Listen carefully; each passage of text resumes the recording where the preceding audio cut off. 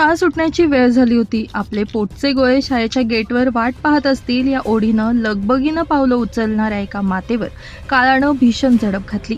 चांदवड निफाड रस्त्यावरील फुलेनगर परिसरात भरधाव क्रेटा कारनं दिलेल्या धडकेत स्वाती कृष्णा कुंभारडे वय 29 या मातेचा जागीच मृत्यू झालाय. या अपघातात एक तरुणीही गंभीर जखमी झाली आहे. पोलीस निरीक्षकांनी दाखवलेल्या माणुसकीमुळे त्यांचे प्राण वाचले. मिळालेल्या माहितीनुसार मंगळवारी दुपारी 2:15 वाजेच्या सुमारास स्वाती कुंभारडे आपल्या मुलांना शाळेतून घरी आणण्यासाठी पायी निघाल्या होत्या.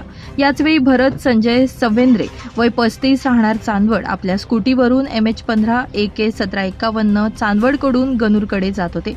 फुलेनगर वाईन शॉपीसमोर पाठीमागून भरधाव पांढऱ्या क्रेटा कारनं स्कूटीला आणि पादचारी स्वाती कुंभारडे यांना जोरदार धडक दिली. ही धडक इतकी भीषण होती की स्वाती यांचा जागीच मृत्यू झाला, तर भरत सवेंद्रे गंभीर जखमी झाले.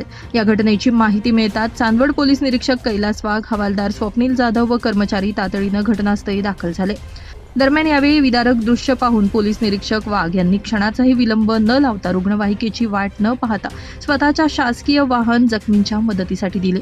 स्वतःच्या गाडीतून जखमी भरत सवेंद्रे यांना उपजिल्हा रुग्णालयात हलवल्यामुळे त्यांचे प्राण वाचवण्यात मदत झाली.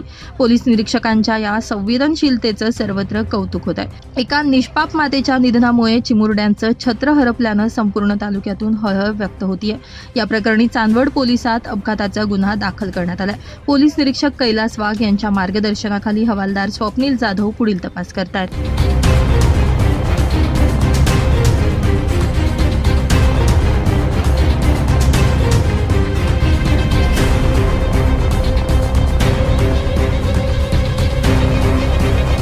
ब्युरो रिपोर्ट, नाशिक माझा न्यूज, नाशिक.